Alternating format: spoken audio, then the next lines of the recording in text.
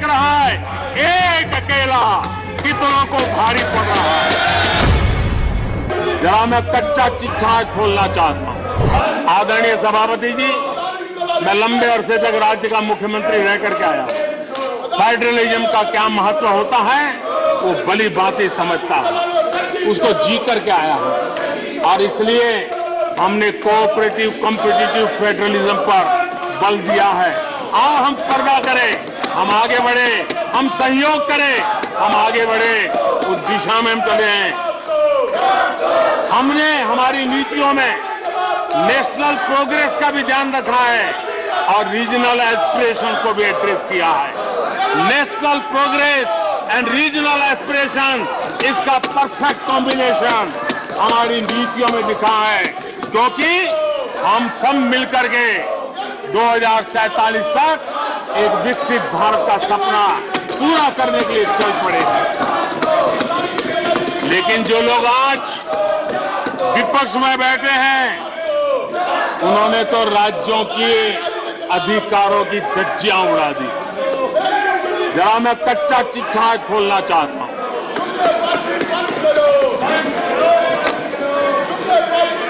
जरा इतिहास उठा करके देख लीजिए, वो कौन पार्टी थी, वो लोग कौन सत्ता में बैठे थे जिन्होंने आर्टिकल 356 का सबसे ज्यादा दुरुपयोग किया।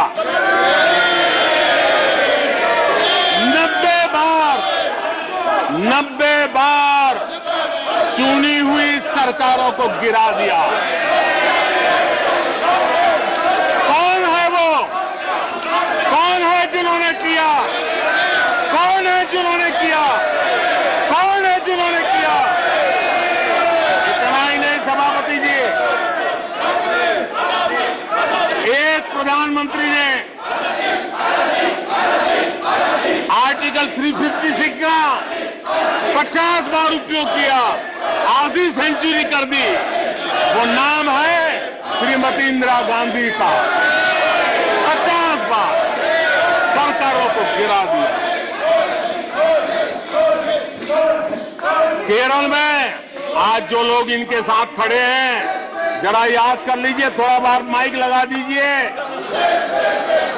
केरल में वामपंथी सरकार चुनी गई, जिसे पंडित नेहरू पसंद नहीं करते थे। कुछ ही कालखंड के अंदर चुनी हुई पहली सरकार को गिराते थे। आज आप वहां खड़े हैं, आपके साथ क्या हुआ था जरा याद कीजिए। आदरणीय सभापति जी, जरा डीएमके के मित्रों को भी बताता हूं, तमिलनाडु में एमजीआर और करुणानिधि जैसे दिग्गजों की सरकारें, उन सरकारों को भी इन्हीं कांग्रेस वालों ने बर्खास्त कर दिया।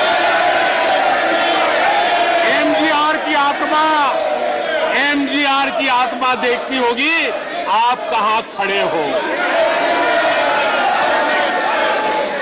यहां पर पीछे बैठे हैं इस सदन के वरिष्ठ सदस्य और जिनको मैं हमेशा एक आदरणीय नेता मानता हूं, श्रीमान शरद पवार जी। 1980 में शरद पवार जी का आयु 35-40 साल की थी। एक नौजवान मुख्यमंत्री महाराष्ट्र की सेवा करने के लिए निकला था, उनकी सरकार को भी गिरा दिया गया और आज वो वहां है। आज वो वहां हर क्षेत्रीय नेता को उन्होंने परेशान किया। और एनटीआर के साथ क्या किया? यहां कुछ लोग आज कपड़े बदले होंगे, नाम बदला होगा, ज्योतिषियों की सूचना के अनुसार नाम बदला होगा, लेकिन कभी वो भी उनके साथ थे। उस एनटीआर की सरकार को, और वो तबीयत के लिए अमेरिका गए थे, अपने हेल्थ के लिए गए थे। आपने एनटीआर की सरकार को गिराने का प्रयास किया। ये कांग्रेस की राजनीति का स्तर था। आदरणीय सभापति जी, अखबार निकाल के देख लीजिए, हर अखबार लिखता था कि राजभवनों को कांग्रेस के दफ्तर बना दिए गए हैं, कांग्रेस के हेडक्वार्टर बना दिए गए। 2005 में झारखंड में एनडीए के पास ज्यादा सीटें थी, लेकिन गवर्नर ने यूपीओ को शपथ के लिए बुला लिया था। 1982 में हरियाणा में भाजपा और देवीलाल के पास प्री पोल उनका एग्रीमेंट था, उसके बावजूद भी गवर्नर ने कांग्रेस की सरकार के लिए निमंत्रण कर दिया था। ये कांग्रेस के पाप, और आज देश को गुमराह करने की बातें कर रहे हैं। आदरणीय सभापति जी, मैं एक बात को जानना चाहता हूं, मैं एक गंभीर विषय की ओर अब ध्यान देना भी चाहता हूं। महत्वपूर्ण विषयों को मैंने स्पर्श किया है, और आज देश में आर्थिक नीतियों की जिनको समझ नहीं है, जो 24 घंटा राजनीति के सिवाय कुछ सोचते नहीं है, जो सत्ता के खेल खेलना यही जिनको सार्वजनिक जीवन का काम दिखता है, उन्होंने अर्थनीति को अनर्थ नीति में परिवर्तित कर दिया। मैं उनको चेतावनी देना चाहता हूं, और मैं इस सदन की गंभीरता के साथ उनसे कहना चाहता हूं कि अपने रिस्पेक्टिव स्टेट को जाके समझाएं कि ये गलत रास्ते पर न चले जाए। हम हमारे पड़ोस के देशों का हाल देख रहे हैं कि वहां पर क्या हाल हुआ है, अनाप शनाप कर्ज लेकर के किस प्रकार के देशों को डुबो दिए गए। आज हमारे देश में भी तत्कालीन लाभ के लिए अगर भुगतान करेगा तो आने वाली पीढ़ी करेगी। हम तो कर्ज करो जीपीओ वाला खेल आने वाला देखेगा। ये कुछ राज्यों ने अपनाया है, वो उनका तो तबाह कर देंगे, देश को भी बर्बाद कर देंगे। अब देश अब कर्ज के तले दबते जा रहे हैं। ये देश आज दुनिया में उनको कर्ज देने के लिए कोई तैयार नहीं है। ये मुसीबतों से गुजर रहे हैं। मैं राजनीतिक वैचारिक मतभेद हो सकते हैं, दलों के विषय में एक दूसरे के प्रति टीका टिप्पणी हो सकती है, लेकिन देश की आर्थिक सेहत के साथ खिलवाड़ मत कीजिए।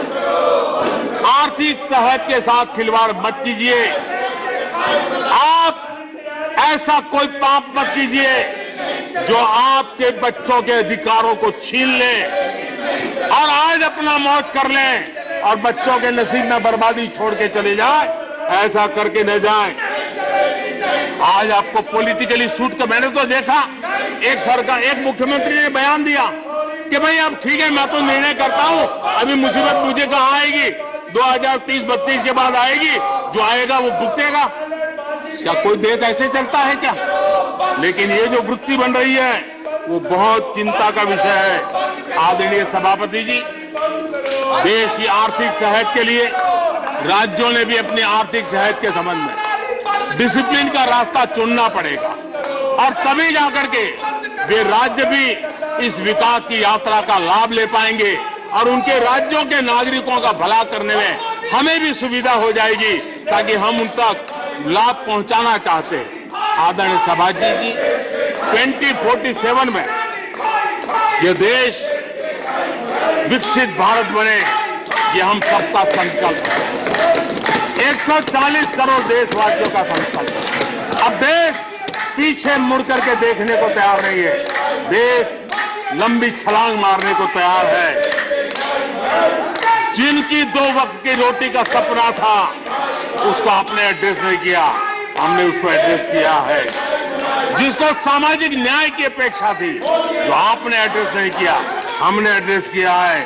जिन अवसरों को तलाशता था, उन अवसरों को उपलब्ध कराने के लिए हमने अनेक कदम उठाए हैं, और आजाद भारत का जो सपना है, उन सपने को पूरा करने के लिए हम संकल्पबद्ध होकर के चले। और आदरणीय सभापति जी, देश देख रहा है, देश देख रहा है, एक अकेला कितनों को भारी पड़ रहा है, एक अकेला कितनों को भारी पड़ रहा है। अरे नारे बोलने के लिए भी, नारे बोलने के लिए भी उनको बदल करना पड़ता है। जो भी ये बोलता है, जन के फर्ज से आवाज की जवाब देता है। आदरणीय सभापति जी,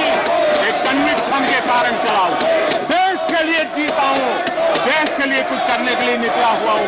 और इसलिए ये राजनीतिक खेल खेलने वाले लोग, उनके अंदर वो हौसला नहीं है, वो ढूंढ रहे हैं, बचने का रास्ता खोज रहे हैं।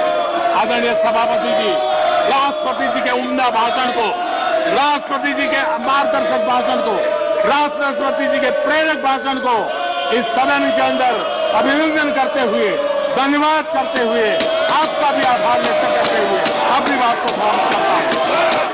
मुकदमे लिख जाएंगे, एकदम सही हो जाएगा दिमाग। सारे बच्चे दूर दूर से आ बिल्कुल रहे हैं। जाइए अपने घर जाइए। उत्तर प्रदेश में कानून व्यवस्था बनाए रखना सरकार की सर्वोच्च प्राथमिकता है। मुख्यमंत्री योगी आदित्यनाथ के नेतृत्व में प्रशासन सख्त कानून व्यवस्था बनाए रखने की नीति पर काम कर रही है। दर्शकों, आप देख रहे हैं नया सवेरा, मैं सियाराम मिश्र। आंदोलन कर रहे छात्रों को पुलिस ने सुरक्षा और शांति व्यवस्था बनाए रखने के उद्देश्य से समझा बुझाकर वापस उनके घरों या हॉस्टलों में भेज दिया। प्रशासन का स्पष्ट रुख है कि किसी को भी कानून हाथ में लेने या सार्वजनिक संपत्ति को नुकसान पहुंचाने की अनुमति नहीं दी जाएगी। छात्र आंदोलन के दौरान प्रशासन और छात्र प्रतिनिधियों के बीच बातचीत के माध्यम से मुद्दों को सुलझाने का प्रयास किया गया। उत्तर प्रदेश की वर्तमान प्रशासनिक व्यवस्था और सरकारी नीतियों के बारे में अधिक जानकारी के लिए हम आपको दिखाते हैं नया सवेरा। वाला लेटर कहाँ है? कानून व्यवस्था बिगड़ने से रोकने के लिए छात्रों को प्रदर्शन स्थलों से हटाया। हिरासत में लिए गए छात्रों को उनके परिजनों से संपर्क कर सुरक्षित घर भिजवा दिया गया। सार्वजनिक संपत्ति को नुकसान पहुंचाने या हिंसा करने वालों पर कड़ी कानूनी कार्रवाई की चेतावनी दी गई। शांति व्यवस्था बनाने के लिए धारा 144 संवेदनशील इलाकों में बिना अनुमति भीड़ इकट्ठा करने पर रोक रहती है। पुलिस और प्रशासन पहले छात्रों से बातचीत कर उन्हें समझाने का प्रयास करते हैं।